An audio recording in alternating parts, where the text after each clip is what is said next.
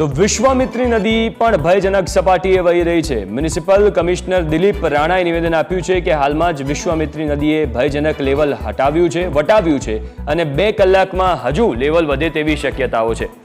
નીચાણવાળા વિસ્તારના લોકોને સલામત સ્થળે ખસી જવા માટે અપીલ પણ વારંવાર તંત્ર દ્વારા કરવામાં આવી રહી છે।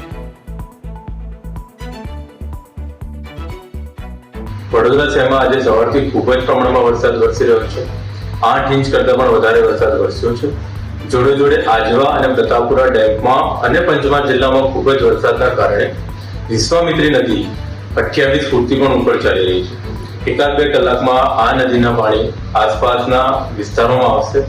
પૂરની પરિસ્થિતિનું નિર્માણ થયું છે, એટલે જે લો લાઇંગ એરિયામાં જે લોકો છે એમને સલામત સ્થળે ખસી જવા હું અપીલ કરું છું। પોતાને સલામત રાખીએ। તંત્રએ પણ લો લાઇંગ એરિયામાં લોકોને ખસેડવાની વ્યવસ્થા કરી છે, બસો ઊભી છે, એટલે ટૂંક જ સમયમાં આપ સલામત સ્થળે ખસી જાઓ એવી આપ બધાને મારી નમ્ર અપીલ છે।